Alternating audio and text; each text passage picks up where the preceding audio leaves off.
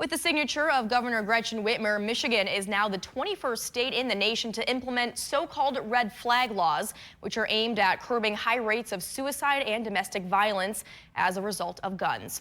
Our political reporter, Rachel Louise Just, tells us what happens next now that the bills are signed into law. 3 months after the shooting at Michigan State that left 4 dead, including the shooter, Michigan has passed the final leg of its 3-part gun reform legislation package. Well, thank you, everybody. In Royal Oak Monday afternoon, surrounded by advocates for gun control, Governor Gretchen Whitmer signing the bills into law. Today, we're going to take an additional step in action to reduce gun violence and save lives. Extreme risk protection orders, also known as red flag laws or ERPO, allow law enforcement, close friends, ex-partners, and family members to petition a judge to have firearms temporarily taken from a person who they believe is at risk of hurting themselves or others. Speakers on Monday shared stories of loved ones who killed themselves or murdered other people because they had no way to remove their guns. But in a moment of crisis, my brother had access to a firearm.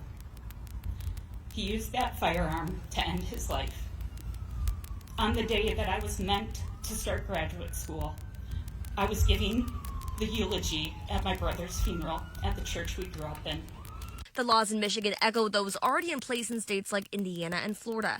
In Michigan's case, the orders would last for up to a year, but they could be extended at the judge's discretion. They're reducing firearm suicide rate by 7.5% in Indiana alone, as one example, saving hundreds of lives.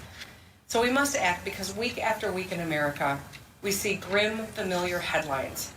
Opponents of the legislation have said the bills infringe on Second Amendment rights, but have also said the bills bypass due process. Last month, Whitmer signed a series of bills that put in place more extensive background checks and required safe storage of firearms. The bills Whitmer signed on Monday are expected to be implemented next spring, since they didn't receive enough support to go into effect right away.